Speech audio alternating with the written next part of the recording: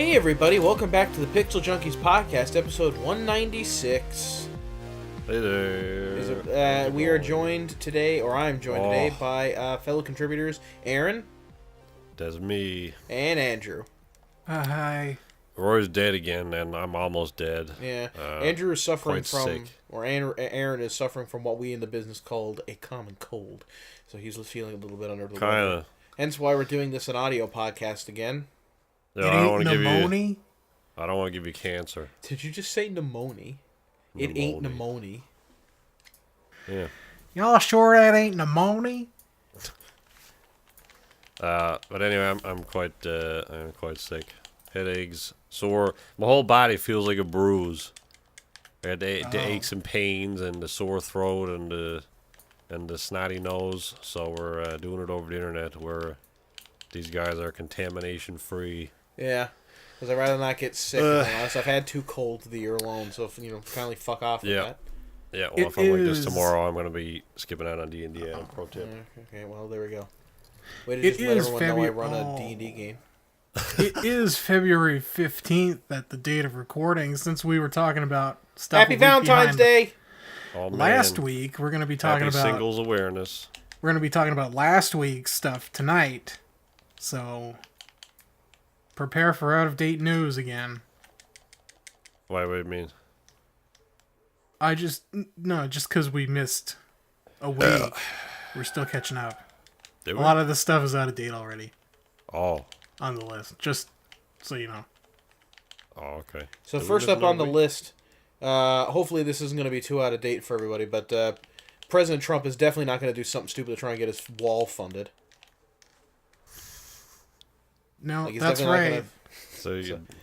Welcome to the PixelJunkies podcast, the political analyst's haven for facts and figures about whatever the hell the That's why we're doing it over Anthem this week. Yeah. President Trump is dead. Tired of those illegals coming in, so he's building a wall. That was genuinely quite funny. Hey, Anthem sucks. So why, Anthem. I'm disappointed by that, because Anthem to me has a really cool concept for a game, because you're flying around giant mech suits in a kind of pseudo fantasy science fiction world, and that to me sounds really fun. Why isn't it not fun? Well, I have not played the game myself, and it is technically not out yet. It comes out on the 22nd. But if you pre-ordered like the Turbo Edition, or if you have a Ubisoft, Origin Premiere is what it's called, then you can get access to the game as of today, the 15th. So actually, I guess if you want to try the game out, you can get a month's worth of Origin Premiere and play the game for $15, which is a lot cheaper than whatever it costs, $80, $90. And see if you like it that way. But other than that, from what I've seen, I kind of assumed, I played the beta and the demo. This is the demo footage that I recorded a couple weeks ago, because the podcast we failed to do, this is the footage from it. Sorry that my computer up and had a fit, so that's partly my fault. Why the it was recording fine. was Don't worry, man. I fixed it. You did fix it. Thank you. Fingers crossed. Anyway, it hasn't been broke yet. I kind of assumed, and it wasn't necessarily a presumption, but just for the sake of the alpha and the beta, that they would be excluding a lot of the narrative. But turns out not really. There are some. It kind of pulls a Destiny a little bit. I've watched a lot of footage of it today from a number of Twitch streamers. Man, for the most part, getting into the game, for one thing, was a hassle. A lot of people were having trouble getting into it, constantly getting rejected, saying the servers are shut down and yada yada. But eventually, when people were able to get into it, it seems like the narrative is effectively a series of cutscenes where really cool things happen, and then you play the game and do uninteresting things, like defend a thing while waves of enemies attack you, or retrieve a thing and fix it. Yeah, that sounds like Destiny. Yeah. At least you get cutscenes of the story leading up to it, whereas in Destiny, people were just kind of like, something cool happened years ago. Anyway, do this I don't mission. have time to talk about it. Yeah, more or less. That's the best part about any story is when the characters just don't like this. It's like, man, look at all this cool stuff that happened in the past. Do we get to experience that? Pfft, no. You paid $80 for us. What do you think we are, rich? But anyway, that seems to be mostly the case. I mean, the gameplay, a lot of the controls have been improved, but in terms of the actual game like the gameplay itself, what you do in the moment to moment, it's effectively unchanged. A lot of the missions seem the same, and there's a lot of needless exposition. It seems like there's a sort of the hub world. And then there's the world where you get into your mech called a Javelin, and then you go out and do missions. The hub world where you walk around and get your quests, there seems to be... Tarkus or something, isn't it? I have no idea, maybe. There are Basically a lot the of tower from NPCs that tell you... I guess like it seems to be a game of two halves. One half where BioWare wanted to make an RPG kind of like... have interesting NPCs and interesting dialogue choices and quests and that sort of thing, kind of hammered into just a looter shooter with mechs, and then so the exposition of those characters are now just like, go talk to 35 NPCs for the next hour and a half to get the next story quest, where you just go out and defend a thing and retrieve it and fix it, and then talk to 35 NPCs again. What? Are Tally and Garrus in this game? Oh. Just I thought you said Italian Garrus. I was like, or an Italian Garrus. Hey, Garrus, can we talk to you? Can I talk to you about how you feel about how your father felt about you leaving? So he's like, I cannot talk right now. I'm in the middle of some meatball calibrations. Anyway, other than that, it doesn't really seem like there's much interesting stuff going on in there. I mean, the loading screens take forever.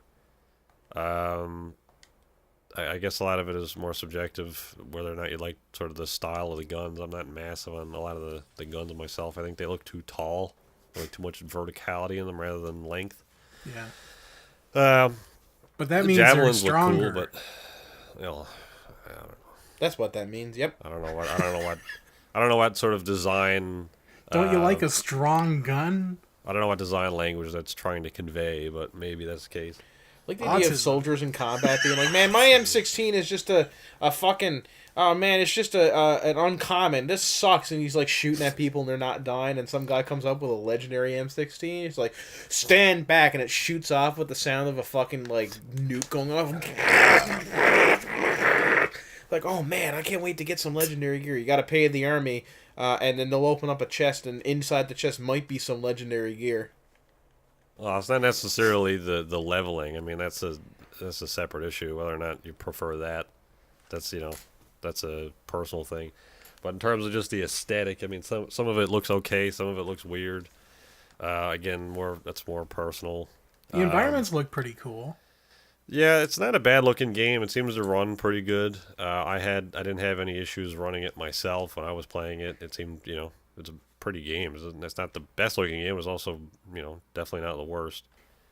But it seems like it's not like a linear do a mission and then just do main story missions. There's a lot of one of the streamers that I was watching, she finished sort of the intro tutorial bit and then had no idea how to continue the story. It was just like, welcome to free play mode. You can explore the world. Like, okay, but how do I do the story? You can't. That's the best part. We cut all that nonsense out. Got rid of all that now. It's like Call of Duty. We don't need that anymore. I mean, who the fuck comes to Anthem, BioWare Battle for Royale. story and character? Anyway. Other than that, it just seems kind of just, kind of mediocre, generic. Yeah. It's really not. I think they'd have a lot of the server issues, especially, they'd have a lot of those things figured out after the beta and the demo and stuff. Yeah, particularly with the demo because of how how available it was. Everybody could download the demo and try it out. I assume most people who are interested in the game would have tried the demo out. So you would have thought. One would think the load now this week Yeah. for just the pre-order people would be lower than that. Yeah, so it's strange that there were such hang-ups for at least the first hour of trying to get in there. I don't know if people are still at least at the time of recording, they're still having issues getting in. I would like to think it's mostly resolved, but who knows? Yeah, I mean, other than that, it's not there's nothing stellar at the moment. It seems like a lot of the streamers that I watch regularly, some play Division, other looter shooters and stuff. They seem very intent on just going back to Division when that comes out, or even just going back to Division 1 in the meantime.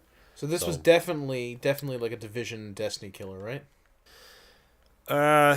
Yeah, I feel like this draws more comparisons to Warframe in aesthetic. Like a lot of it definitely looks better than Warframe graphically, and certain parts of it, I don't know, feel a bit more realized.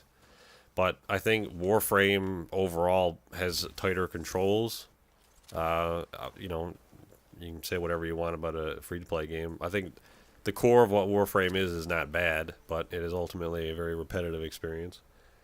And there's definitely a lot of microtransactions in there because it is a free-to-play game, which annoys me because you look at something like Warframe, and I would probably be interested in Warframe if there was like a $40, $50 version of it where you could buy it and you got the main story and like all the visuals and some cosmetics and that sort of thing. Basically like a starter pack of all the essential things. Kind of like what they did for GTA 5 Online? Kind of, yeah. Less so because in Warframe you can't earn the cosmetics in-game. Like, you can, but you can't. Like, people will be like, oh, yeah, you can get everything in-game just with in-game currency. And you can, technically, but not through in-game means. Like, you can earn platinum by essentially selling items to other players. So it's like Craigslist, basically. You need to market an item in game to another person who's willing to buy it, and then you need to meet up with them and trade it. That sounds like a lot of fun. I mean, people make a lot of money doing that. Like platinum is like basically the in-game currency, so it has value. You can buy everything in the game with that, but it sounds like a massive hassle to have to try and meet up with somebody to sell something, and then there's the whole process of actually getting something worth selling. So it's a disappointment to see something like that that's kind of such a disjointed experience, so reliant on microtransactions, and then a premium game like Anthem, in quotes premium, $80, $90, $15 if you play with Premier, that just as reliant on microtransactions and still a super disjointed, grindy narrative. Like, the more games that come out like this make me feel bad for trying to defend a game like Division, but Division very much is a different game than this. Like, you can play Division, it has a single player game component that doesn't have microtransactions, and you can just play it all the way through. Like, there is definitely some leveling up that you need to do in order to, I guess, play it without being swamped by high level enemies, but it's much lower. It's to a much lower degree, I think. You can kind of just, like, if you just play through the main story missions, you should be able to get through the whole story. Whereas in games like Warframe and Anthem, apparently, you get a story mission, and then it literally forces you to to go and grind. You have to do this stuff. You have to go and do all these, 15 side missions and grind out all of these things to unlock the next mission. So, that's really kind of dumb. Like, some people enjoy it and whatever, if that's your thing, but it really throws me out of the experience when you can't play it the way you want to. Like, I don't mind doing side missions, but when you literally have to do all of that stuff to get to the next story mission, and they're all the same. That's the big thing. When the side missions start to all feel the same, then it becomes a real grind to get through. Yeah. And hey, they go are. here and defend this for 5 minutes. Okay, done. More or less, yeah. Mission 2, go here and defend this for 5 minutes.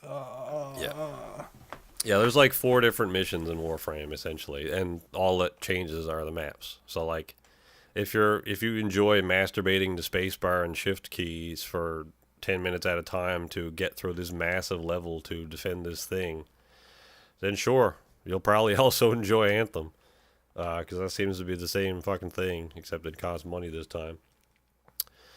Other than that, I would say play something else. Wait till it's cheaper, at least. Yeah. If you're super interested, then I would say just get Premiere and try it with that. Yeah. Or if you actually want to own it, I would say wait until it's, cheap. Because it seems to be the same experience as a demo, and that, Hopefully this doesn't sink BioWare. Uh, That's all I can say. Because I want my Dragon Age conclusion, damn it. yeah. I have a feeling that it's gonna sink. It's gonna sink BioWare.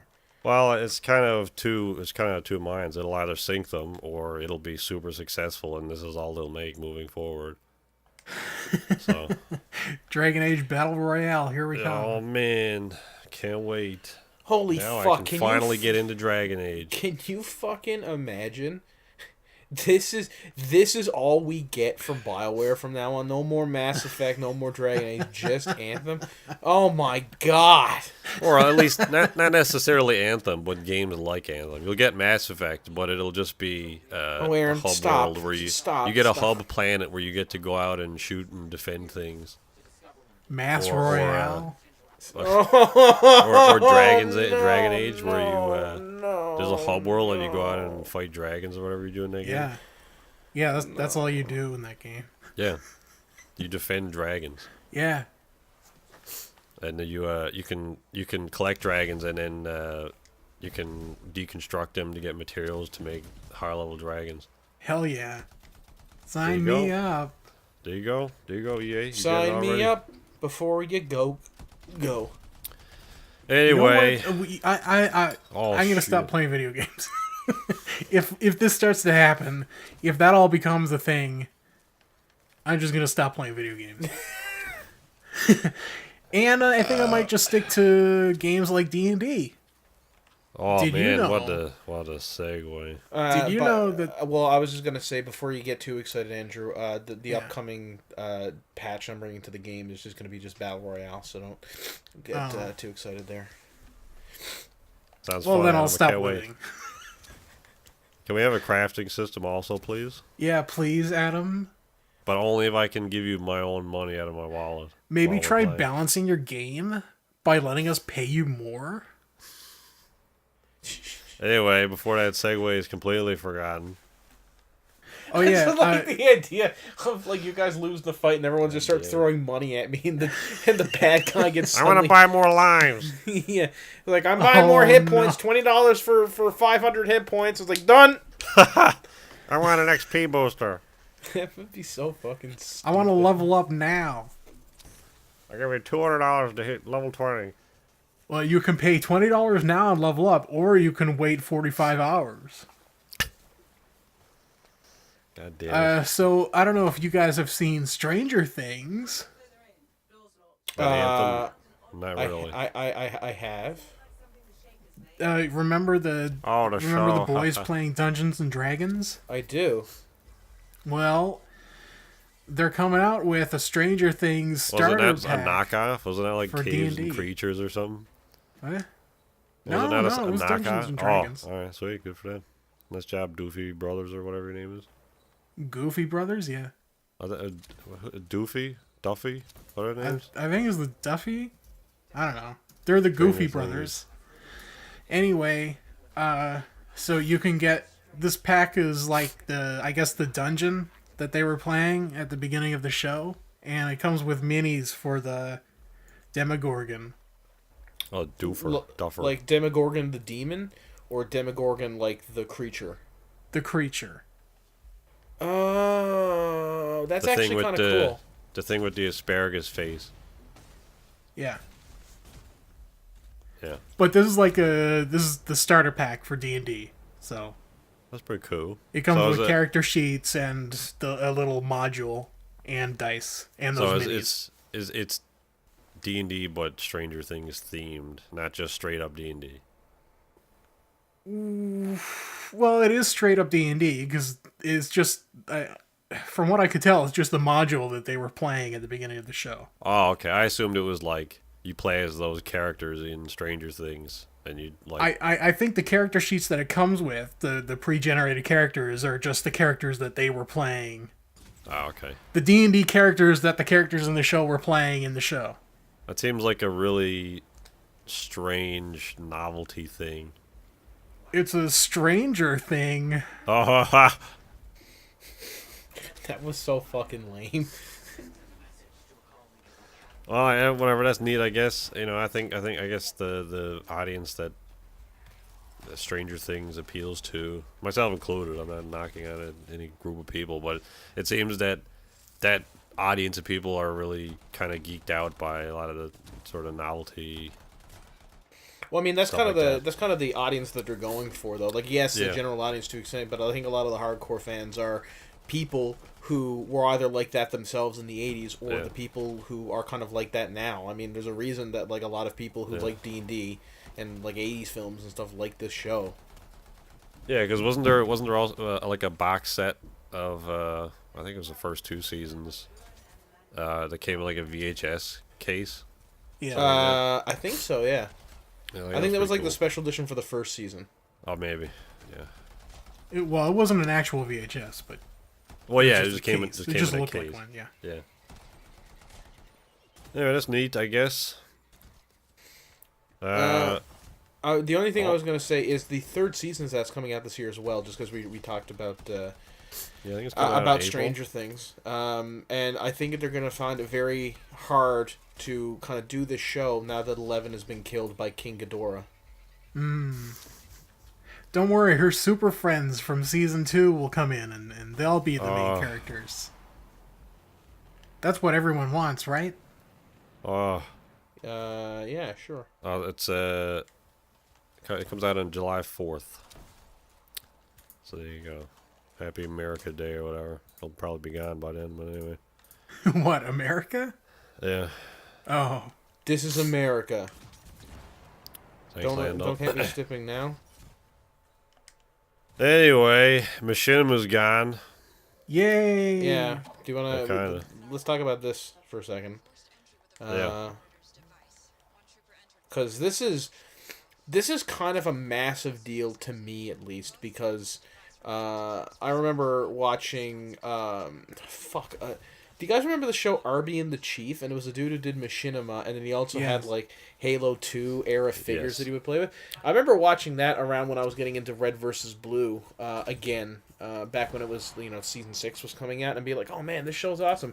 Oh man, there's an entire channel dedicated to making Machinima. That's really cool. I wonder if they're ever going to do something with Rooster Teeth. And then like, I only found out very recently that apparently the company was a nightmare to work for. So maybe it's for the best that they left. I don't know, or that they closed down.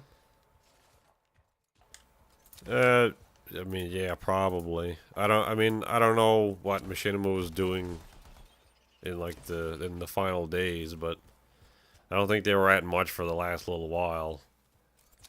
Other than just falling apart slowly. But Yeah. one of the key channels to Machinima, I think they did a lot of like news and that sort of thing, was Inside Gaming, which of course eventually went on to become Funhouse. But they I guess moved away from Machinima. I guess they had talks with Rooster Teeth at some point. And I guess it's like what you're talking about, Adam. That all eventually fell through because Machinima was such a pain in the ass to work for in terms of just being a mismanaged mess. Trying to, you have all these content creators and not allowing them to be creative. So it seemed kind of counterintuitive when that's, I would argue, the point of Machinima as like an art. Yeah. Not necessarily as the company. But anyway, that of course all fell through. And then, Inside Gaming went on to become Funhouse. And of course now, Inside Gaming is back. I guess Rooster Teeth, Funhouse's parent company, and then I think Fullscreen and AT&T, the parent companies of Rooster Teeth, I guess reacquire the rights from Machinima now that they don't exist.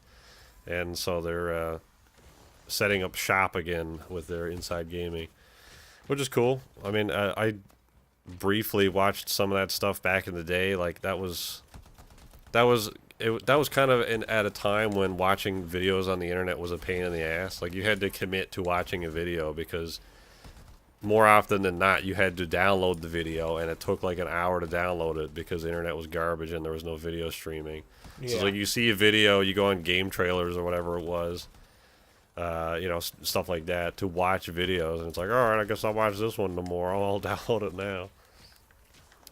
And that's sort of how it was. But I briefly watched some of their content back then, and it's I don't know, I guess it's good that same group of people essentially has moved on and are now able to take up the same banner again. So it's good for them.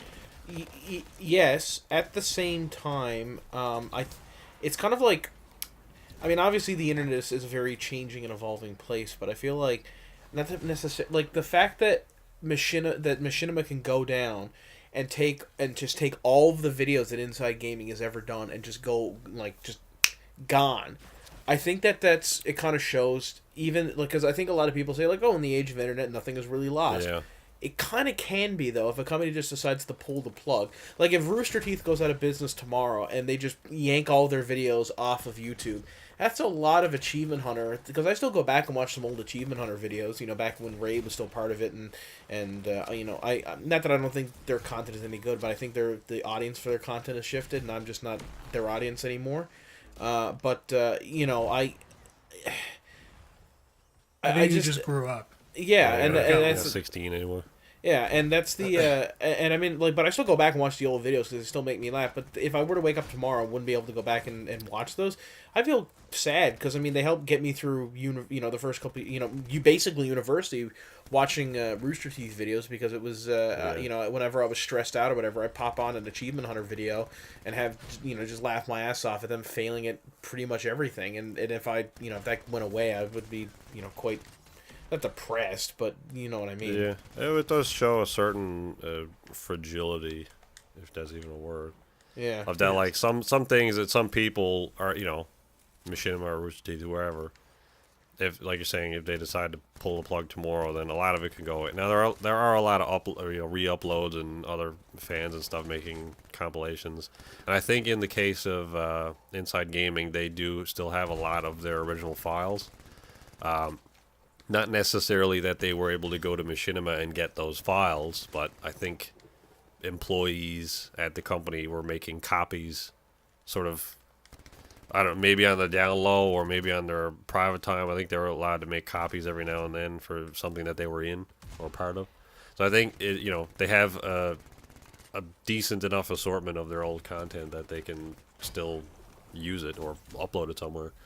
But it is, like, in a company where, like for us, for example, I have every video that we've ever uploaded. Like I have all of those videos on a hard drive somewhere. So if YouTube was to shut down tomorrow, I still have all those files. It's not completely lost. And I do it for that reason because I want to have the security. Not that our content is amazing, but I want to have the security of knowing that everything that we've made exists somewhere else. Just in case. And just in case, and especially like in a company like that where, you're not running it, you're not in charge, you're just an employee making videos. You don't have the luxury of having copies of all of those individual work files. So if you upload 1,000 videos a year and that all gets turned off, then those are gone. Like you don't have those working files anymore. All that stuff is gone. So. And I would say with a lot of companies, they do the same thing. When you upload that many videos per year, even per month, like if it's, 50 to 100 videos a month, then that takes up a lot of hard drive space. If it's at like 60 frames a second, 1080, this podcast is probably going to be 10 to 12 gigs. Yeah. Each. And, you do 200 of those, that's a lot of space. Yeah. And I know that Rooster Teeth hangs on to a lot of their, like, Machinima content. Like, I think they have every episode, like, all the filming and all the bloopers and all the failed stuff for Red versus Blue kept around somewhere in case they ever need it. But I don't know if they do that for Achievement Hunter. Yeah, and I would say some companies, once it's uploaded, that's it. Like there are no original files anymore. It's on YouTube and their website or wherever, Vimeo or wherever the hell they upload other stuff. And that's it. But anyway, so it's not everything is permanent on the internet. That's for sure. No, I don't think anything ever. I mean, obviously, nothing lasts forever, but at the same time, you think that with the internet, there would be backups everywhere, or at least that's what I always like. Oh yeah, everyone's got a backup. And if the videos just go down, they can put it back up. That's not always the case. Sometimes, I mean, like Achievement Hunter, particularly with videos or audio files. Yeah. Well, I mean, just going back to Achievement Hunter, they went. Do you guys remember Achievement City? Their Minecraft world. Oh, the Minecraft, yeah. They did. So that was their kind of like long-standing series in Minecraft was in Achievement City. So anytime they played, they would play in Achievement City. And then suddenly one day something happened on was it Mojang makes Minecraft? Yeah. Yeah. Well, I think Microsoft. But yes. At the time, yeah. 4J makes the Xbox version. Anyway, whoever was in charge of the servers, I don't know if it was Microsoft or whatever. The server that was housing Achievement City died, and that was it. They didn't have it anymore. They tried to log back in, and it was just corrupted, like absolutely corrupted, and they just gone. And I mean, not that it's like a major like world-shattering event that Achievement fucking City is gone, but still it'd be nice because I mean, there's a lot of history in the company. I mean, they made shirts and stuff, and like, there's a lot of history in the company with regards to that that part of their company history, and just have it gone kind of proves how fragile it is, even for a company like Rooster Teeth. That's very well known on the internet, and especially Achievement Hunter. They were one of I don't know what they're like. They still seem to be very popular. They seem to be raking a lot of views, and the fact that that's kind of just gone is a bit disappointing. If you know what I mean. Well, it's essentially losing a revenue stream if you're able to make so many different products based on that one thing. It's almost like kind of a brand identity to some degree. But anyway, speaking of brand identity, somehow Apex Legends Valentine's Day event costs money. I don't know what this is. Wait, what? That's great. That's great. I don't know who put this on here. Who put it? Andrew, was this you? I did, yeah. Hold on. Okay. I think there's something going on with my audio. I'm sorry. Okay, Oh. that's good. Yeah, that's good. I'm just gonna... You keep talking for, like, 1 minute. All right. All right. So we kind of talked about this last time we had a podcast. Apparently, I was saying, I don't really think that Apex Legends is going to do very, very well in terms of, in terms of breaking into the market and stealing stuff away from Fortnite and PUBG. Apparently, I was wrong. Apparently, the game is fun. Like, apparently, it's actually doing fairly well. So, who knows? Yeah. Apparently, I don't know shit. Well, you're getting old now. See, the market has shifted to youngins. Jesus. Yeah. Let's just see. Apex Legends currently has, at this moment, 315,000 viewers on Twitch, followed by Fortnite, which has 236,000. So, Oh man, I'm gonna Apex. floss. I'm flossing right Sweet. now. is your audio okay? Well, you What's going on? Yeah, I don't You know. gotta- There might be like a clicking or something in my audio. It seems to have stopped now, but I don't know. Okay. It might my audio might not be here. Sweet. It's good. It turns out it's not Adam this week that's doing. No, I think it's PixelJunkies fine, wrong. but I don't know. The quality might not be top notch this week. I mean, do you want to talk Did about we this talk topic? about Apex Legends at all last week? when it Yeah, came we out? did. We I briefly mentioned it, yeah. yeah. Okay. So apparently, and I just said that I think I'm wrong. I think I was wrong when I said like I don't think this game's gonna do well because apparently it's getting more press and more praise than I thought it would. So Yeah, I mean, I will say it's not Titanfall 3, so that sucks. But Yep. as far as a Battle Royale goes, I would be okay with it being the new default because it plays pretty Not well. Fortnite. The controls are pretty good. Yeah, I like the look of it a bit more than Fortnite. It's not like a sort of just a cartoony nonsense. Gunplay is pretty good. I mean, it plays a lot like Titanfall in that respect. So it's very fluid. Has a great flow to it. And the few people that I were playing with, I don't know how great a cross section it is of the community, but they were actually very helpful and nice. So I enjoyed that about it. I enjoy that there are different audio options in the game to sort of point out things. So if you're a person who doesn't like using a microphone to talk to other players, like me, even though I'm doing this podcast and talking to you, if I'm just going to play a game by myself, I generally just like being quiet and casual. So I don't want to be going hardcore military strats with randos online. So I can just press a button and say, there's a weapon over there, you should go get that, or there's a thing here, or do this, or do that, or whatever. So I like that about it. But in terms of just like Battle Royale, I'm patiently awaiting the death of this genre. Well, I don't think the genre is going to die. I just think it's going to kind of go where first-person military shooters did and just, fade, not into obscurity, but, back into not being, uber popular anymore. Yeah, it's strange seeing games go from very simple mechanics like Pac-Man and Pong to very fleshed out narratives like Morrowind, and then now to going back to very basic like Pong levels of depth. It's like, why does I guess it's on a swing. I don't know what the hell the games industry is doing. Depth in terms of like a narrative experience, you mean? Well, yeah, but I mean, like you look at a Battle Royale game, it's just, it's a couple very basic mechanics that you do over and over again. Like, yes, an RPG is also that. There are a couple of mechanics you do over and over again, but it's sort of how they're presented, how the narrative kind of flows the usage of those mechanics along. Yeah. That sort of makes it different. Yeah, I think it has a lot to do with something, you may not have heard of this. It's called attention deficit hyperactivity disorder. Some people have it. I think a lot of people have it. I think most people don't have the patience to read games like Morrowind, to get invested in worlds like Morrowind and stuff like that. In fairness, I didn't have the patience either, but I do concede that Morrowind is a better game than Fortnite. Thank you. Fucking hot. Took Aaron 20 years to come to that conclusion. This Mike did a really weird thing there. Yeah. I know, a super unpopular opinion, which is kind of sad nowadays. Actually, Morrowind's a better game than Fortnite. If I can play devil's advocate, I don't think you can really compare the two fairly because they're such different experiences in terms of video games. Like what is fair enough. Because I don't. This pile of gold is better than this steaming loaf of dog shit. Yeah, but what if you want dog shit? Well, I mean, I guess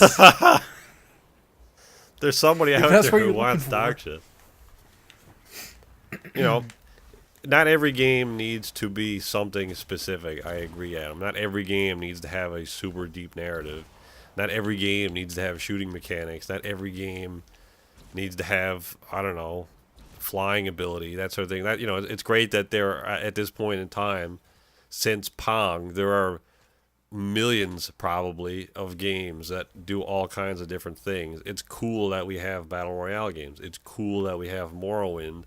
But I think the break in the two for me is the fact that one of those things, Battle Royale, is so globally overwhelming now. Like, everybody plays this shit. Like, even people who don't recognize themselves as like casual gamers, people who don't play games normally, are playing this stuff.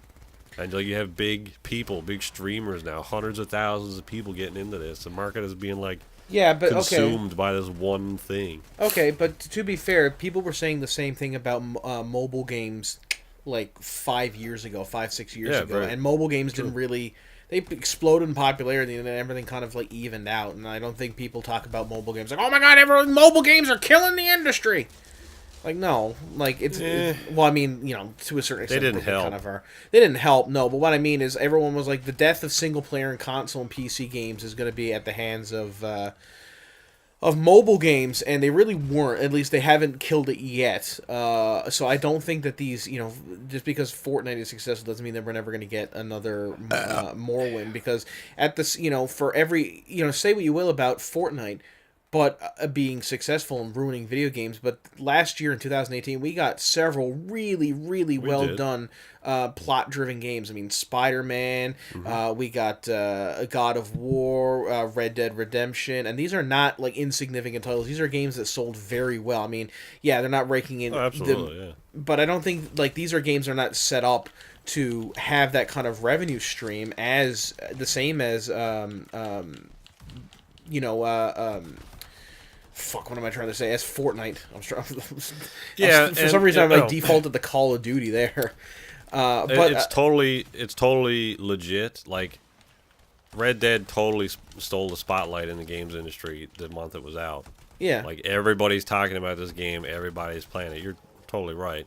But then, of course, it dies down. Everyone finishes the story or play as much of it as they're going to, and then they go back to Fortnite. And something as simple as the mechanics of Fortnite, I don't know what it is, but it's just like it's always in the news. There's one game where you do this one thing that's like Fortnite, then let's go to Red Dead. Okay, we're done with Red Dead. Let's go back to Fortnite, Well, I suppose, I mean, if it's a game that you really enjoy playing, like what's a good example? Well, Destiny for me is an example. I really just like how Destiny plays. It's simple, it's mindless. I'm able to get in and play around. So yeah, I'll put Destiny down if like Call of Duty, or if like a new game, like if God of War comes out, I'll put Destiny. I mean, this was a couple years ago when I still really enjoyed Destiny and wasn't kind of turned off the whole experience. But it would. I would put it down to play a new game that would come out, but then I would be like, okay, I mean, there's only so much you can get out of God of War, Not that saying it's a bad game, but it is just a linear experience, and I'm not trying to say it's a bad thing. No, sir, that's not my point at all. Adam hates God of War. No, it was my top game of 2018. But I mean, I guess it's just the accessibility. It's a very casual, simple thing that you kids can get like into. it. That's the answer. Kids really dig Fortnite. Kids don't like Red Dead Redemption because they don't understand it. No, I don't think that's it. I think it's because it's easier to get into Fortnite as a kid. And it's I mean, as a kid, I enjoyed playing games with my friends. And if I had the opportunity to play online games with my friends, and Fortnite was the big thing, I'd be like, hey, let's everyone get on Fortnite because it's the easy, it's what everyone's playing. Well, I mean, Counter-Strike is still around, but that was Counter-Strike for us back in the early 2000s, late 90s. Yeah. Counter-Strike doesn't have dances. No, but I mean, like, everybody was playing Counter-Strike back then. If you were playing a multiplayer game back then, I mean, there were other games people were playing, before that it was Quake and that sort of thing. But I mean, why are the dances bad? And Halo as well. They're not bad, but they're fucking annoying. Yeah, they're annoying because they're being overdone. I mean, that's just because something's popular. 4 billion 12-year-olds doing Frozen, floss, which we'll get into a little bit later. And singing Frozen. Frozen is a great movie. All of the songs in Frozen are amazing. But anytime you play, you have a game or a movie, and everyone is singing the fucking songs like 1,000 times in a row, I mean, it's gonna get on everyone's nerves. I mean, there's no way you can hear "Let It Go." As good as a song as "Let It Go" is, you're never gonna be able to hear that again and again and again without really, disliking the game. Or the song, I mean, again, I will defend Frozen. I think it's a good movie, but it is by no means I mean, just because it was overplayed, and I think that's a lot of the reason why people got sick of it is because, I mean, when you hear "Let It Go" 10 million times, you're gonna start hating the song. When I first heard it, I left the theater singing "Let It Go" because that's how good a song it is. But, eventually, after, like, the 18th million time I heard it, I'm like, okay, fucking enough with the Let It Go. Jesus Christ. And now it's become to the point where nobody can stand it anymore because of how fucking popular it is. So, yeah, like, I guess just with the Fortnite dances, the only reason everyone hates on it is because it's so popular that there's no escape from it, and it's cropping up everywhere. And yes, that is annoying, but it's not the dances themselves, it's just that they're everywhere now. Again, if Star Wars was everywhere, or dinosaurs, if everybody was starting to talk about dinosaurs, I would probably get sick of it if everyone and their mother was just dinosaurs all the time. Well, maybe you know that's a what bad... to do, Internet. That's probably a bad example because I would actually love that. Yeah, But- I mean, I think, part of it that makes it insufferable, and it's not, children's fault or anything, but when It's someone is always the constantly... children's fault. Well, I mean, they don't know any better, but I mean, when somebody is experiencing something for the first time and they feel the need to share it with you, even though you've experienced it a billion times already, it's like, okay, fuck you, fucking go away. Yeah. Yes, I'm 30 years old. I've seen this before. It's not new to me. Jesus Christ. If it's your kid, yes, fine. Hey, Yeah, hey, you can tell little them to Billy. fuck off, and it's not a Hey, problem. little Billy, that's awesome. You sing "Let It Go" all you want. If it's somebody else's kid that won't shut up, yes, you're gonna get angry. It's gonna eventually annoy you to the point of you start hating that thing that they like. Yeah, but again, that's not the thing's fault. It's the fault of the people who are not shutting up about it. No, but then make- your example is that so many people do that it eventually just unanimously becomes something hated. Yeah. It taints that product. I suppose, but at the same time, I will never say that "Let It Go" is a bad song, but I can't really listen to it anymore because I guess I'm agreeing with you, but I'm saying that it's not the fault of the song itself. No. It's just everybody else's. I also agree with you. We're Yeah, kind of getting off topic. I'm a bit not as saying well. it's Fortnite's fault for being popular. But Okay, I think know. I don't think I'm listening to what you were saying there. I get what you're saying there now. Gotcha. it's mostly annoying that it's popular. Yes. So, Andrew, Apex Yes. had a Valentine's Day thing where single people could pay money to Yeah, we have spent a love. lot of time on this basically non-news. But we didn't. We mentioned the headline and then talked nothing about it. There's almost nothing to this story at all. Oh, okay. So Apex Legends is free to play. It's got a Valentine's Day event thing going on right now. When this podcast comes out, you'll have 1 day to do this. Sweet. It ends on the 19th, February 19th. It's got 3 Okay. cosmetic items available for Valentine's Day. One of those you get by reviving a teammate, so that's pretty easy to do. But 2 of the other ones, they each cost 1,100 Apex points, which is basically $11. Can you earn those in game? Probably, but not at a very fast rate. That was one thing I didn't really look into when I played it. I had no idea. Yeah, I haven't played it, but it is premium currency, so you probably do earn it in game, but just at a very slow rate. Anyway, it's 1,100.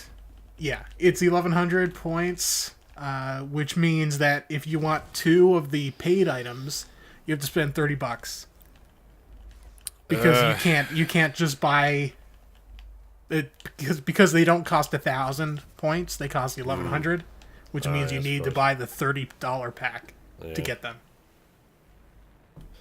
I don't know. I mean,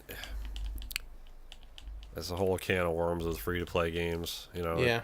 On one And it is hand, it free didn't to play, cost you isn't it? anything, but It is free to play, so I have slightly less of an issue with this than I would if this was a $50 game. think of all the games you could buy for $30. Yeah. When in this case, you're just getting 2 skins.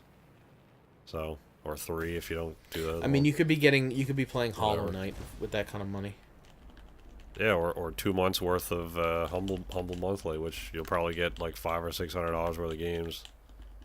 So you could do that. UNICEF should make a Battle Royale free-to-play game, and the microtransactions go to kids that need money. How And fucking... food. Oh my god, I can't play... What? Nothing. I'm just saying that would be a really good way of getting money for UNICEF, but it would also make me hate UNICEF. So it's kind of a... you win some, you lose some, I guess. It'd be like... Hey kids, do the Carlton for charity. Every Carlton dance will earn us 1 cent or whatever. You know what? It would either succeed, and UNICEF would be... It would probably win a Nobel Peace Prize or some shit like that. But Or Also, it would a go little bit in ironic. the completely opposite way, and it would kill the Battle Royale genre altogether because everybody would hate it.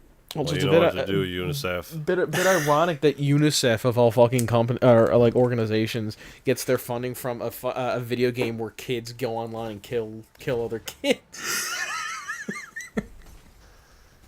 They only see the irony in that when it's been out for a couple months. Anyway. Also, the United Nations doesn't have enough money to fund the video game. Jesus Christ, they barely have enough money to fund the United Nations.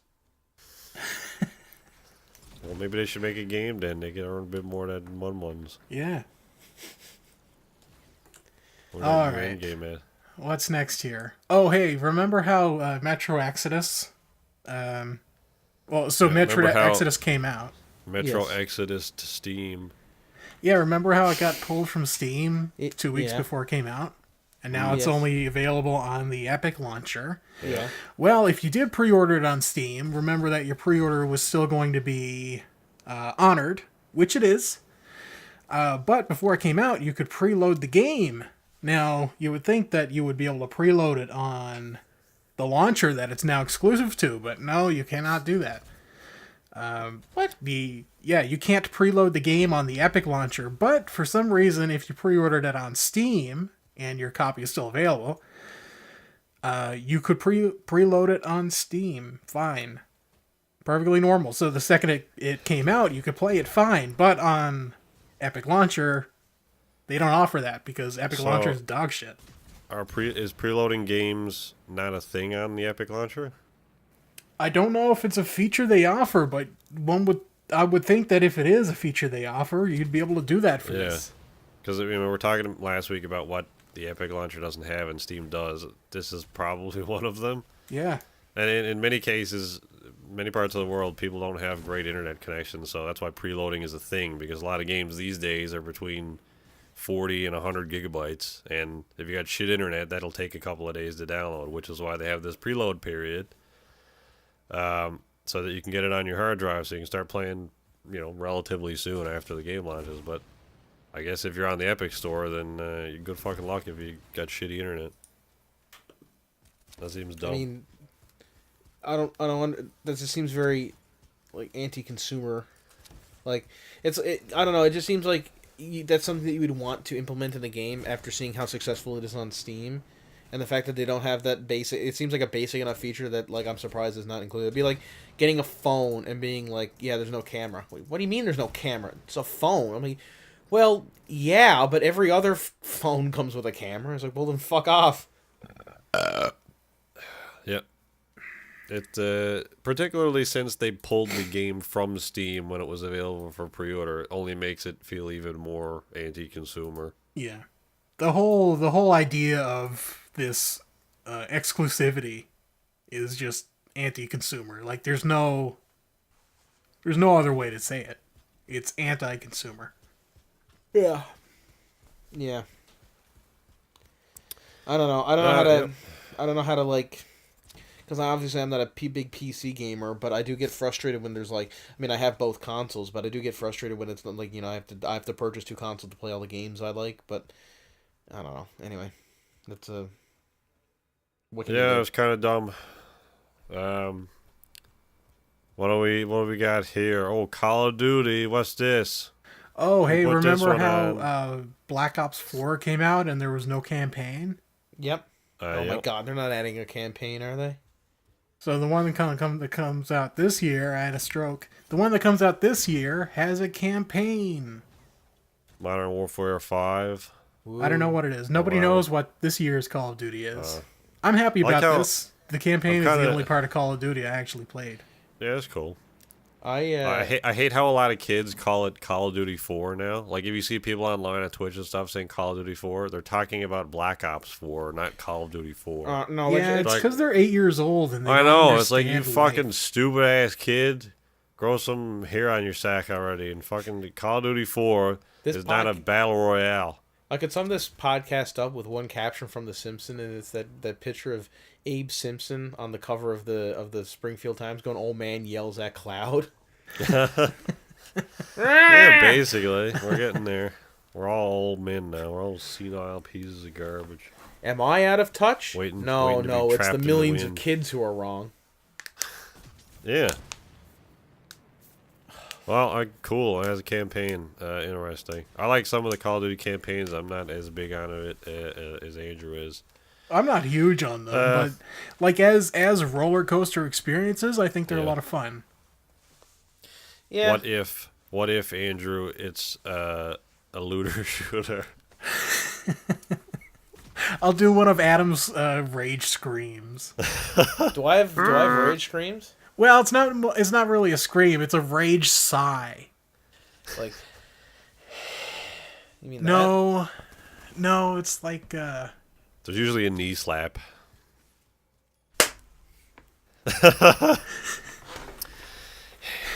Adam, EA canceled. So they were making a new Mass Effect, but EA canceled it.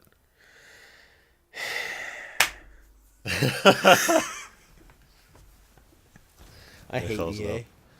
Close I enough. hate EA. You know what else you hate, Adam? The What? new Lego movie came out.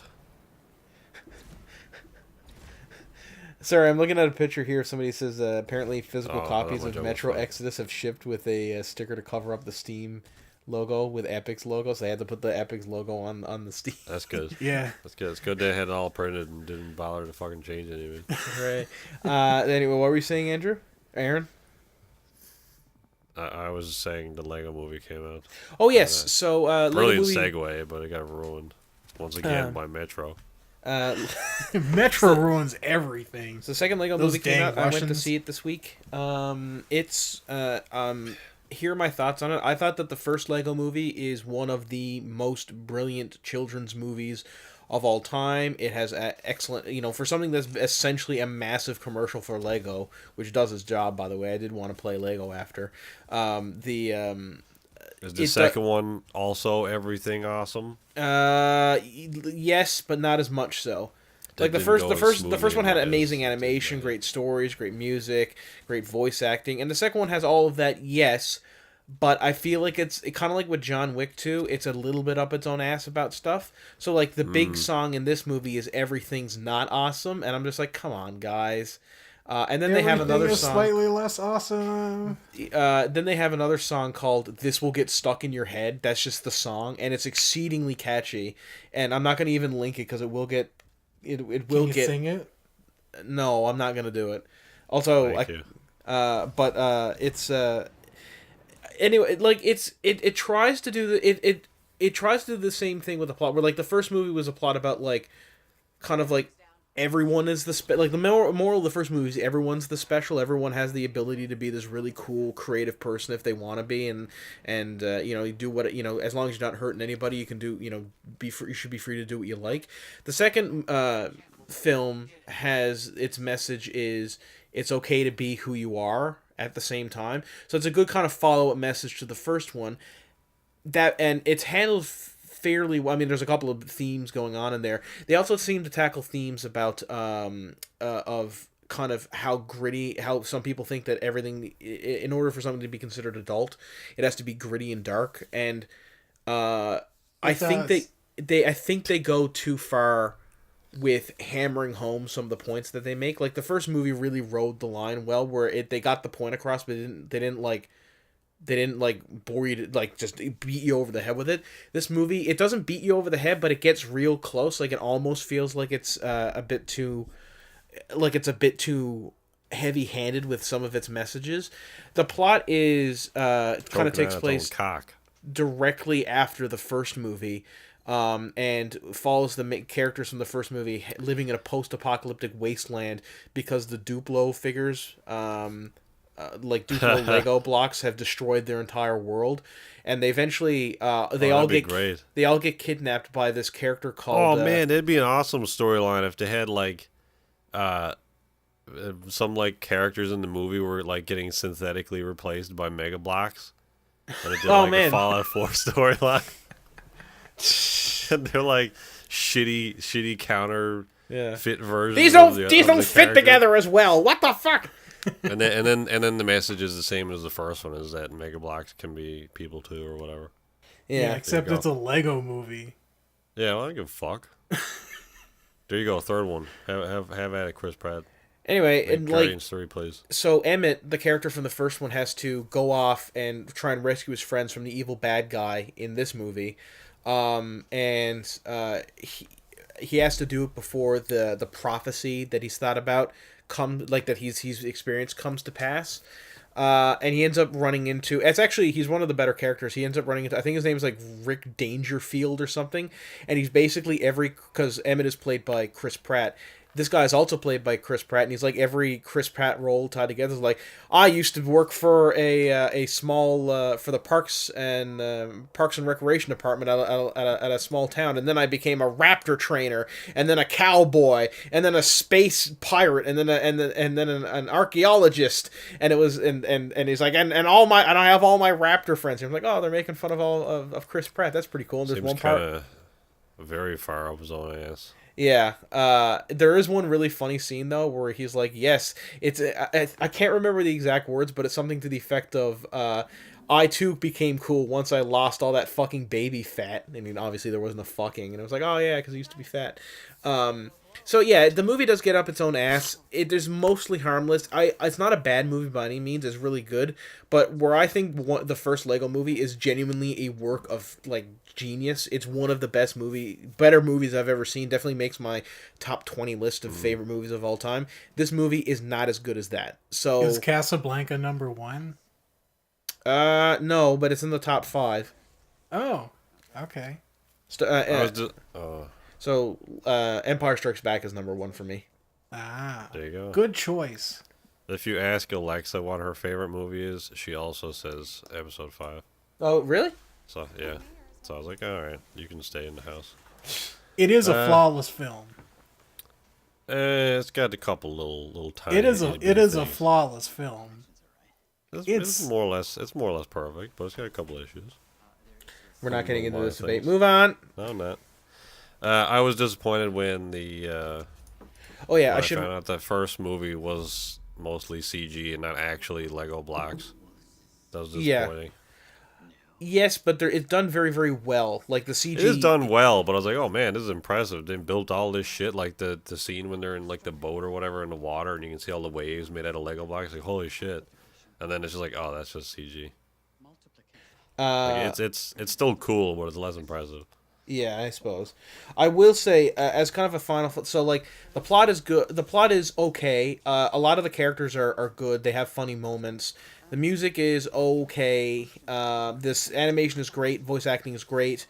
The messages that they bring across are great. It gets a little bit up its own ass, but it's not. It's definitely one of the better animated movies like that your kids could watch that are probably coming out this year. I would recommend going to see this movie at some point, but maybe not go to see it in theaters. Maybe wait for it to come out on Netflix or something. Like definitely watch it at some point. But unless you're a big fan of the first one and you really want to know what happens, I would say wait for Netflix or like a streaming service or something. That's my review. There you go. Don't spend too much money. All right, let's power through these now. Something going on with Evo. Roy's not here. What's this about? Nobody knows. Move on. We're gonna have it next week. I actually put this on the list. Oh, what? What? Oh my god. Hold on, let me get my topic up here. Okay. Okay, so let's do it. There was a big push for Dead or Alive 6 to have its sexuality toned down. Because Dead or Alive 6 has always been, oh, that's a boob game. Yeah, lots of cleavage and titty physics. No nudity, but like sexiness and stuff. And kind of implied nudity. But no actual nudity. Anyway, a trailer played for Dead or Alive 6 at Evo Japan. Yes. But I guess it showed too much cleavage or something. Anyway, they pulled it. They pulled it down. They stopped the stream. Like, no, this goes against our core values. So, right. Meanwhile, Mortal Kombat 11 or whatever the new one is, it's fine. Where you're literally sawing women in half and pulling out their guts and like shitting on their faces and stuff. Maybe not that last one, but you know. did they not watch this trailer beforehand or something? Like, why all of a sudden are they like, hang on now, this is crossing a line? Yeah, Like, I guess I people were figured, complaining, I guess. Like, this Is this shows any- women. is this any different than Dead or Alive 5? Like, in terms of its sexuality? No. And is In Dead or fact, Alive 5 it's that evil? it's actually toned down, I think, a little bit, at least, from Dead or Alive 5. Yeah. I don't know. I mean, I think on some levels, I'm totally for women's rights and all that stuff. On some On levels, I some don't. levels, you fucking misogynist. Well, I mean, I agree with women's rights, but I think on some levels that this game doesn't matter. It's like it's just sort of random nonsense. This isn't a statement. This isn't a political statement about how people should treat women. I mean, I know people use a lot of media to kind of unintentionally, subconsciously sort of form their opinions on things. Yeah. But I don't know. I mean, it seems entirely random for something that's been established as a specific type of game to have 6 of these fucking games and midstream be like, hang on, there's boobs in this? Can you imagine the owner of the company being like, I should probably check to see what my employees have been getting up to for the last 30 years. And he like opens up the door to his office like it's Oh been my taped God. over and condemned and condemned and he just sees it like all like bouncing dead. He's like, what is this smut? Get it off the screen immediately! I'm ashamed of all of you. What would your mother think? That's dumb. So they were they were showing off the game is what they were doing. It wasn't just a trailer. It was a trailer and they were showing off the game. And there's a new like a free camera mode.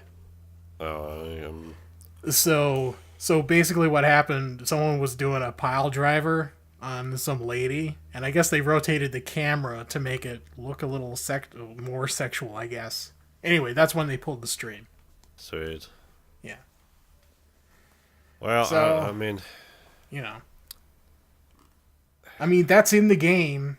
yeah. You're showing people getting sawed in half with super gore and stuff. I don't know torn a why little bit. a bit of sexuality is such a I mean, taboo I don't want now. I don't want to, pray, I saw a thing with Miley Cyrus the other day, and I'm not a huge fan of her, but she went on some fucking talk show, and all she had were like 2 tiny, essentially just coasters covering her nipples, and the host was like, okay, I'll bite, what the fuck are you doing? And he said, well, I'm just proving that it's so fucking stupid in America that I can show this amount of body. She's basically just wearing like a thong, or not a thong, but like, just panties, and these 2 fucking the coasters on her nipples. He's like, I can show this much Pasties. amount of skin, and it's fine. But if I flash one nipple, that's it. This show's getting off the air. That's the line. It's just so fucking stupid. And I'm like, you know what? I kind of agree with you. That is stupid. Why is the nipple the bad part? Like, why isn't the rest? Like, if you're gonna like I guess that's the arbitrary cutoff, but it just seems stupid to me that is the arbitrary cutoff. Kind of similar to this, like, so we're fine with people getting sawed in half. We're fine with Mortal Kombat, people pulling out their people's skulls and beating them to death with it or whatever. But if boobs jiggle too much, that's where you draw the line, not the violence. And I'm not saying take violence out of video games. I'm not one of those people. I think that leave it in, and then you should be in charge of parenting your own kids, what they watch or whatever in terms of sexual or violent content. At the same time, like, it's just so stupid to me that, like, not the violence, but Yeah. it's fucking ridiculous. It's dumb that it lost focus in that, like, sexualizing something is demonized more than murder. It's Yes. like, that doesn't make sense. Like, you would think attacking a fellow human being, innocent or otherwise, would be looked at in a much, I don't know, it would be frowned upon more than sexualizing something. Like, is a horny dude more evil than a murderer? Like, that does, Yes. I mean, like, that's getting into the point of being like, you would prefer people dying than kind of showing up. I mean, I don't, not to make this into a feminist topic or anything like that, because I don't think any of us have the knowledge to really speak on this topic. But I just find How it very. dare you?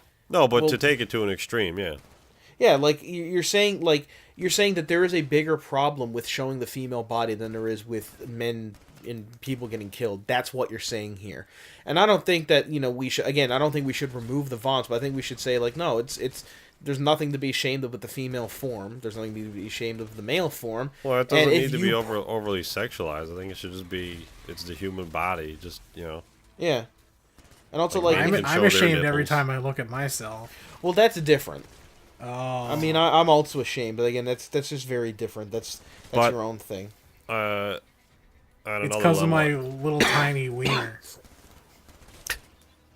I think on another level, it's entirely in Evo's prerogative to choose what they want and don't want. Oh yeah, there. yeah, I agree with you there as well. I'm just it just seems like a weird priority for Evo. Yeah, especially midstream to be like, hang on, suddenly we know what this is now. Anyway. Yeah, it's dumb. Now's a good time to bring this up, actually. This is further down on the list, but I'll move it up. So, recently... Where is this? Right here. I didn't know recently. Recently, Oxford's Internet Institute did a study on violent video games and, I guess, teenagers that play them. And this is another study that proves that violent video games do not produce aggressive behavior in teenagers. So, okay, and we've established that now, and I think multiple studies have done that in the past. Can we get a study, or do we have studies already, that have done the same thing with sexualization in video games? I'm sure there are studies. Like, is having a game like Dead or Alive 6 with titty physics or whatever make those individuals more more likely to sexually harass or assault somebody? Is there a link between that? Because I think that's essentially what this is getting at. It's like, why does it matter if you're over sexualizing something if statistically it doesn't matter? Like, you can't have boob physics because someone's gonna rape you. It's like, well, okay, maybe not though. I would like to see that. I don't know. I kind of see the logic in, hey, all of this stuff is really objectifying women, and like if all the media you consume is objectifying women, I can kind of see the thought process that, oh, that person, might start objectifying women if that's all they're exposed to. But, be devil's advocate, do those same properties and developers not objectify men in the same respect? Absolutely. I'm not saying that male objectification is not a thing at all, because it absolutely is. We objectify everybody all the time. That's what it is. Yeah. The problem comes from being overly sensitive to it, but I'm not. Yeah. My argument is that, yes, I can see the thought process that this objectification happening in everything you consume is going to lead to the objectification of people not in that media. Yeah. Get what I'm saying? Yeah, I guess in that respect, then having anything that objectifies stuff will probably lead, because you're talking about, I mentioned before, how like media can sort of just subconsciously create your opinion of something. I think maybe if all you consume, or all the media that exists that you consume, objectifies people, then that's probably sort of naturally how you will view the world. But is it necessarily a bad thing? Will you like act negatively upon those views? I don't know. I mean, this is getting into a very, very, very complex gender studies and psychological debate, essentially. That's what we do every week. We get into super deep conversations. Yeah, but I don't about. think that this is necessarily, especially at whatever the hour 30-minute mark of this fucking podcast. I don't think this is necessarily the time to get into that. But coward. Well, did you both say coward at the same time? I didn't say coward. It sounded like both of you just were like coward. Coward. But I tend to agree. I haven't read up on this topic a lot at all, but I do think that there is a correlation between how people are portrayed not necessarily even portrayed, but how we treat their portrayal in media, and how we treat those same genders in real life. I don't know. Again, this is a very complex topic, and I'm not super comfortable talking about it because I really don't know anything about it. But I definitely think that, well, first off, my final thoughts, I don't think we should be, raising children to objectify people anyway. I think that's just something we have to change when we're raising children. And second off... But we've objectified people since the beginning of time. It's not just... movies and video games that have done it. We've all, society has always objectified people. Yeah, that doesn't make it right. But it's I think I'm arguing that it will always exist because it has always existed. True. Like tantamount. I agree that it's always existed, but I don't think it will always exist because of it. I think we just need to, advance as a society and, not do that kind of anyway. That's beyond the scope of this podcast. I think I don't want to play a video game where I'm the lead character is what I'm saying. That sounds an awful experience for everybody. Well, kind of sidecar to that, how do you make a game, and rhetorical question here because I don't know if you guys want to dive into it, but how do you make a game or movie or something where you don't objectify the main cast or characters? Like, what is a non-objectified character? What do they look like? What do they do? I don't know. Like, how do you make a compelling and interesting character that isn't on some level objectified? Like, I don't think that's possible, in my opinion. I don't. The idea is as to a make... piece of escapism, I want to play as a character exactly. that I find maybe not sexually attractive, but attractive because I want to become that character, Yeah, I think I don't want to play some slob that has pizza on his shirt. Why the fuck do you play a 2 foot tall, dirty poncho wearing kobold in our D&D game? Is that what you consider sexy? No, I consider him funny and quirky and cute. That's what I'm playing. Okay. But even on that level, that's still objectified. I think objectivism and escapism are hand in hand. You can't have one without the other, really. Yeah. Again, I don't know because I don't really know. I'm not even sure of the exact definition of the term objectifying when it pertains to this kind of debate. So again, I don't feel super comfortable talking about it. Kind of bringing it back to video games. What I will say, this is something that I've always believed, and I think it's mostly supported by different studies that I've seen. I could be wrong, but I'm under the I think that when it comes to your kids consuming media, as a parent, you have that control over. I mean, my parents would not let me play violent video games or watch violent TV shows until I was in grade 7 or 8. Is when I first started. I mean, obviously, I would play some kind of there's a difference between Legend of Zelda and Halo. They wouldn't let me touch Halo or anything like that till I got into junior high. And I mean, I see other parents with kids, around my age who were letting their kids play that kind of stuff way too young. I don't think it has an effect, but I think it gets into a wider debate of you need to just have raise your kids better, be an active parent. Don't let your kids do whatever they want. You know what I mean? I don't know if what I'm saying is coming across. It makes sense. You should be aware of the media that your child is consuming, and it's not the media that they're necessarily consuming.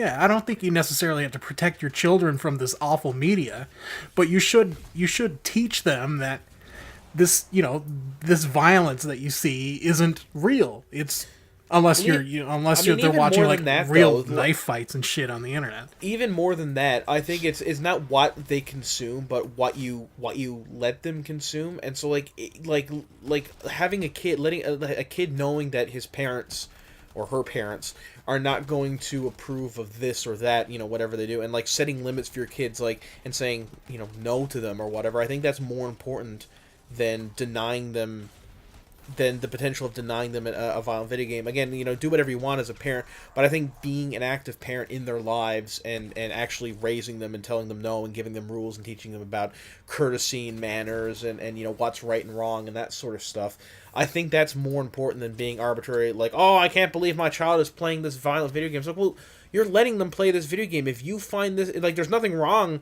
in the long term, at least from these studies, that this will affect the kid. But if you don't want this kid playing it, then why are you... It's not the video game's fault. It's your fault that you let your child do this. Yeah. Be a parent. Yes. I mean, it's what Bender said. Have you ever just thought about, going up to your kid, sitting down, and hitting them? Yeah, I mean, I'd also think it's entirely possible to play a video game with sexy boobs and stuff in it and still be able to treat women as humans. Well, I mean, like, and there's a certain topic of debate or a certain kind of outlook in terms of feminism where some feminism doesn't, some feminists or some feminist thinking don't want to sexualize the women body at all. Some feminist thinking thinks that sexualizing the women body is very, very powerful. It's very empowering to them because they're saying, no, I'm sexy not because you think I'm sexy. I'm sexy because I think I'm sexy. And by owning my own sexuality and being pleased in how I look, that empowers me as an individual because I think I'm good looking. And obviously, if you think you're it's better to think that you're good looking and a good looking person than not to be, or to think that you're not a good looking person. If you know what I'm trying to say. Yeah. So there's something to be said about a woman in a video game, like I think like somebody like Lollipop Chainsaw or Bayonet, like these women who are portrayed very sexually, but at the same time that's part of their own identity. Created by men. I mean, I don't want to get into that debate because I mean, there's a difference between like a woman can be very sexual. Like Quiet is a good example. Like she's a very powerful woman. She gains a lot of her power through her sexuality, or probably not Quiet. Like what was the girl from the third Metal Gear Solid game? Eva, is that her name? Yeah. So Eva is she's very sexualized in the game, but a lot of her power comes through her sexualization. At the same time, so does Quiet. But yes, I know what you mean. I know. But at the same time, I mean, it's hard to be like, yeah, female empowerment when you get the sense that also why Hideo Kojima is doing it is not only for the character moments, but because he just wants to see this character sexualized. And again, I don't want to get into that whole debate about creators want for lewdness versus actually creating a strong female. I think character. It's fine. I don't like anybody telling somebody else what they can and can't create. Yes, I think that's very entitled. I'm not saying that he shouldn't have created that, but you have to.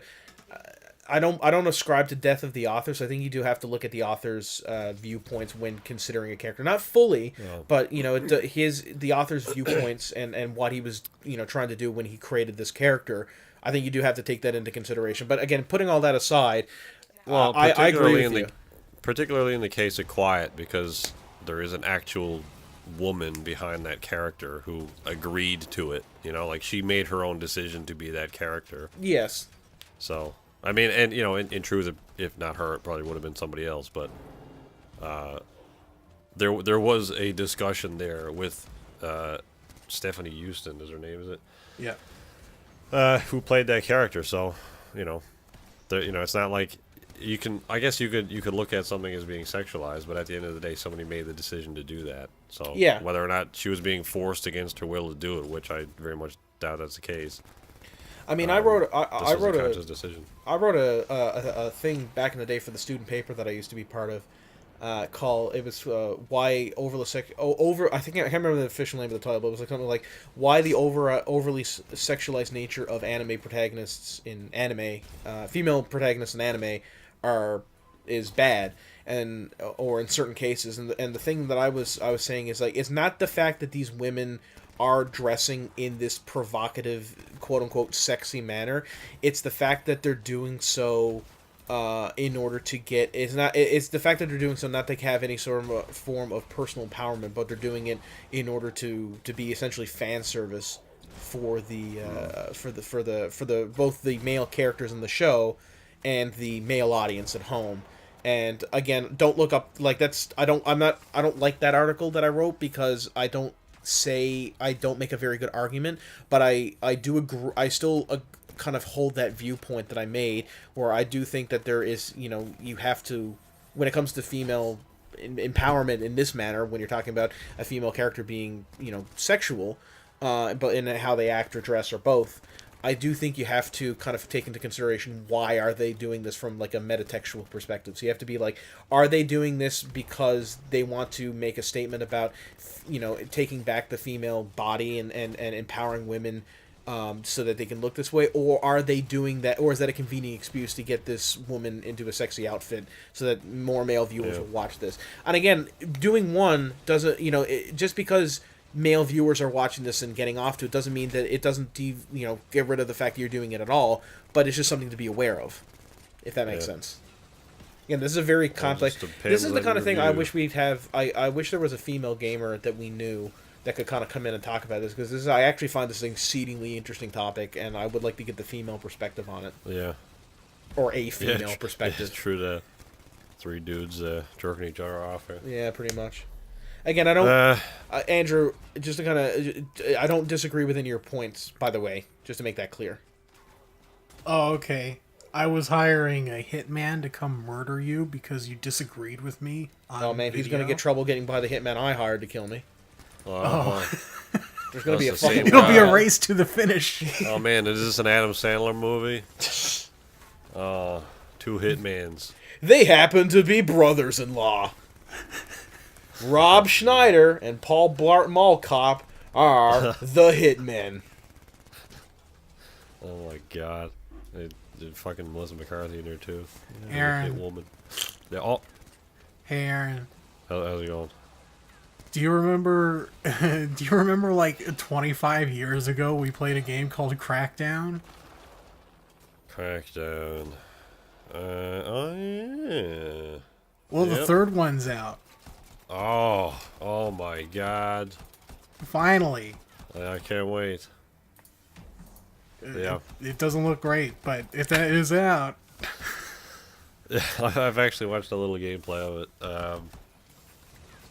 Kind of Do you have to play as Terry Crews? No, there is a character select screen at the beginning of the game. There is? Yeah. Okay. Yeah, I don't like, whatever, Terry Crews, cool guy, whatever. I don't like the Terry marketing Crews for a lot, this game. Yeah, I don't like how they marketed this. It's like Crackdown was never... It was stupid, but it took itself kind of seriously, if not somewhat self-aware. This is the just first like, one did anyway. Yeah. This one, well, the second one was kind of the first one again, but with zombies for some reason, and a really cool grappling gun that I had a lot of fun with. But other than that, the game was kind of meh. And then this one is just like, haha, you can blow up everything. Haha, yeah, explode stuff. Except you can't do that now. You say that to me, and the immediate reaction I get is like, couldn't you do that in Saints Row 4 and all of the Just Cause games? Yes. Okay, yes. well, why would I buy this? Because you're a super cop. Oh, okay. Yeah, Yeah, but I was Terry a super Crews. spy in Just Cause.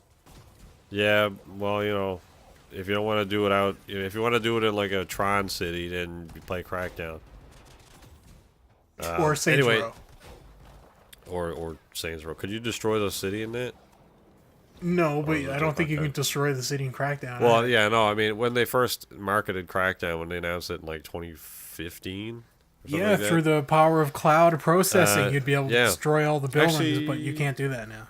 Or was that actually? It might have even been 2013. Might have been. Because I remember it being a thing with the whole what Xbox One was originally going to be. Maybe it was around that time. I can't remember. But yeah, using cloud processing, they were going to have an entirely destroyable city. Nope. Completely level buildings. A lot of the footage that they showed looked really interesting. Most of that has been removed now. You can still blow holes in walls and stuff and like knock over small structures or pieces off of buildings, but the physics are way shittier and it's nowhere near to the level that it was, which I'm kind of wondering about because Red Faction Guerrilla did that, like had massive structures you could completely destroy. Just Cause 4 does that to a large extent. So why is this game dialed back so much? Like at this point, it's 2019. I mean, really, Crackdown was like the first game to really do like crazy, exploding crazy, cartoony. Let's drive around, shoot people, no consequence, like GTA, but like fuck off on the cops. platform. Yeah, I mean, it came out before GTA. It came out around Saints Row, the first one as well. Yeah, but the first Saints Row game was more of a GTA clone than Kind of, Wild. yeah. But yeah, I mean, I agree. What I'm saying is that Crackdown was really one of the first experiences on the platform to do kind of over the top nonsense physics and explosions and stuff, which was cool. I still remember that starting dock area like the back of my hand in the first game. Yeah, where you come out of the tube or whatever. Yeah. Yeah, I mean, it's a good game. I played that so much. Yeah. Yeah, it was a good game. But it was good. I don't know that at this point it has. I mean, I don't know. Maybe it's an okay game. Just from a lot of the stuff that I've seen on it, it just seems kind of generic again. Or maybe that it's, it's 2019 now, not 2007, and we have other games that scratch that same itch. Maybe a bit better. So I don't know. Anyway, speaking of reboots or whatever, Far Cry New Dawn game is out. I've heard You mean very sequels? mixed things about this. Far Cry Pink, yeah, sequel, whatever. Yeah. Yeah. Yeah, this is out. I've heard It's very the- mixed things about this. Me little bit. as well. There's a bit of red and a bit of white, and then Yeah. makes pink. I like a lot of the things I've seen from this. I like that it's the post-apocalypse. It looks Yeah. like a pretty game. More like the post-apocalypse. Oh yeah, a lot of pink in this game. Yeah. Only thing I'm really not sold on is the added RPG mechanics, which have never really been part of Far Cry. And personally, Yeah, I I don't don't like their know, inclusion, but I don't that's know what me. to what depth. I've seen some gameplay and I watched a review, and they never really, neither of my experiences with the game, I haven't played it, really touched on the RPG mechanics. I'm not entirely sure how it works or to what degree. Is Yeah. it like Assassin's Creed now, or I think it's less it- like that. I don't think it has like 60 levels. I think it's only 5 or 6 okay. levels. Oh, Or tiers of things, but I don't like the idea of shooting a guy multiple times in the head and not doing damage. I don't like that. Yeah. Not in a Far Cry game. In like an actual, like a looter shooter, that makes sense because that's really tied to the gameplay loops. Yeah. You go kill stuff, you level up, and then you can advance and kill more things. But in Far Cry, it's very much supposed to be this really open world where you can go anywhere. And putting this leveled off stuff in the game kind of locks you into sections. Like you have to do this part first, then go here, then go here. yeah, yeah, yeah. I don't know how I feel about that. It's well, specifically, it's strange for Far Cry to do it, especially this game essentially being a sequel to 5, a direct sequel. As far as I'm aware, it takes place in the same area Yeah. with a lot of the same characters. So it's weird for a direct sequel to change the gameplay loop so much. Yeah. But outside of that, I mean, I don't mind it. I don't know how it plays, so it's difficult for me to give a proper opinion on it. But it does seem strange to tie leveled stuff to a game that doesn't really necessarily allow you to upgrade stuff. Especially when you're throwing microtransactions in there. Yeah. And to get the best weapons and stuff like I that. mean, that's Like when probably the case. when that gets such a push, and they've included these leveling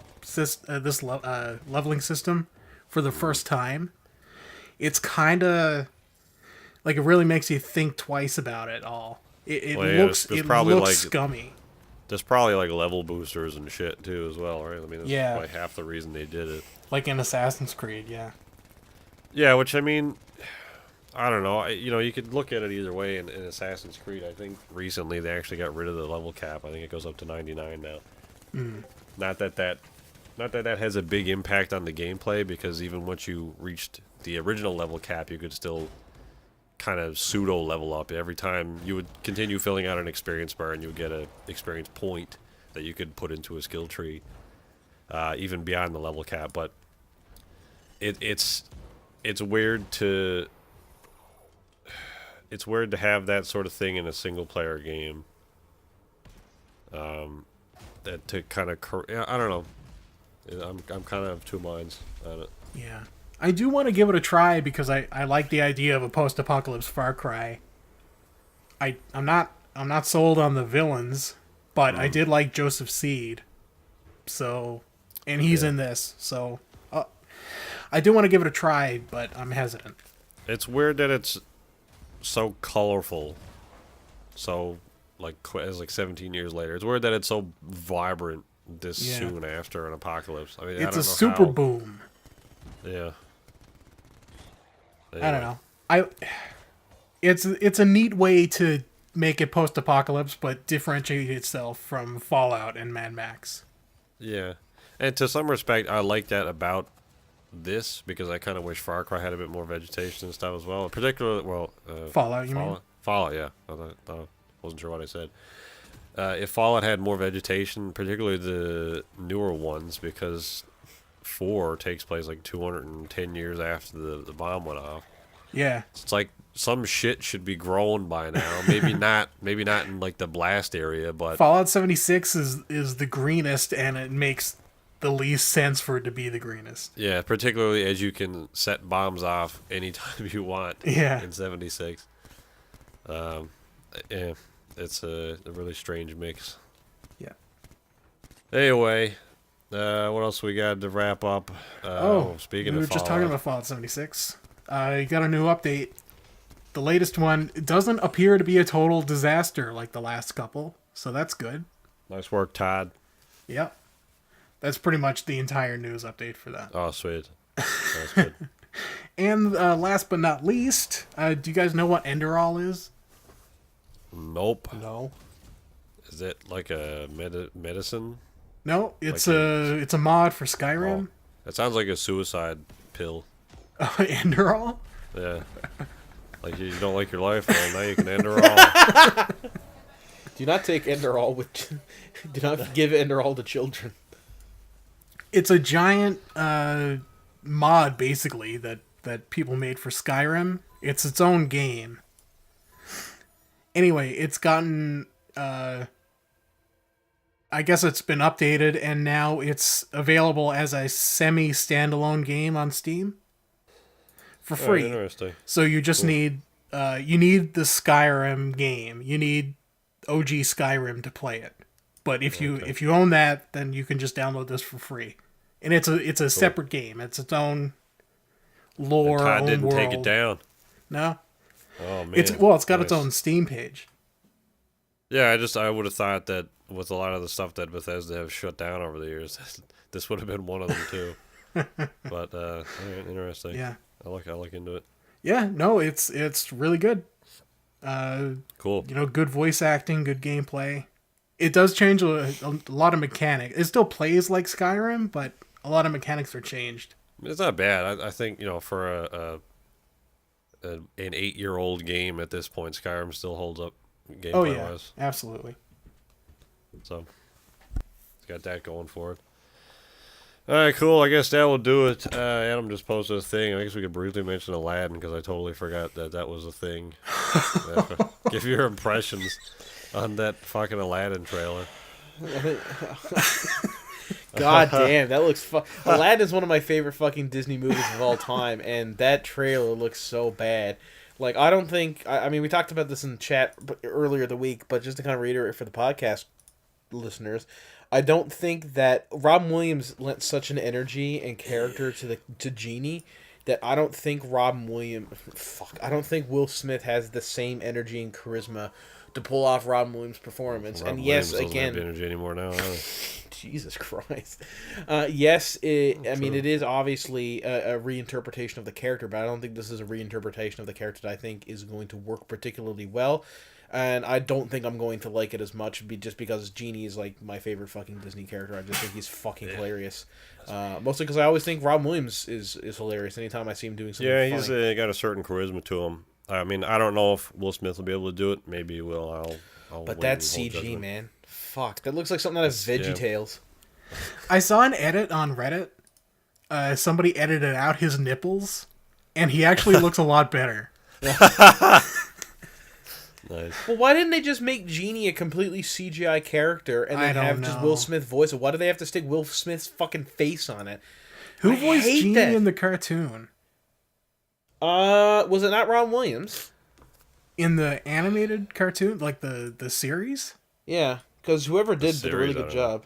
I don't think it was Robin Williams. They wouldn't have gotten Robin Williams to do the TV series. I mean, they got James Wood to do Hades for the Hercules TV series. Well, let's just check IMDb here real quick. Aladdin animated series.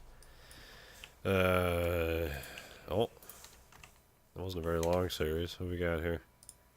It's 3 Genie. seasons. Dan Castellaneta did it. Oh, really? Well, why didn't they get get- him? Get Homer Dan to Simpson. do it. Get Dan Alright. to do it. He's sick of doing The Simpsons by now. That's something else to do. I like the idea of him going like he can't do anything but Homer's voice anymore. It's like, all right, we need no. Genie. Can you say we need you to do a friend like me? It's like, okay. Well, Mo, I do think that I gotta go to work Best at the Homer plant. impression. Don't. You never had a friend like me. That was the worst Homer Simpson impression. Not as bad as yours.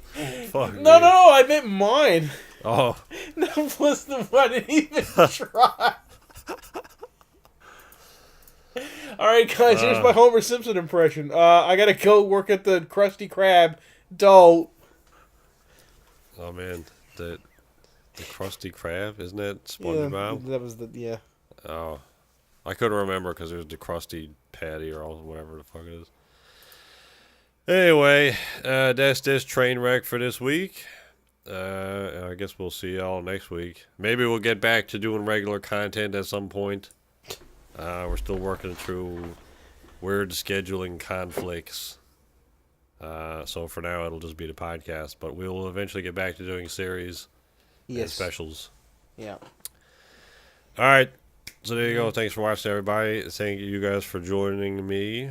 You're and welcome. Thank We you will. for having me. We'll see you next week. Goodbye. Bye.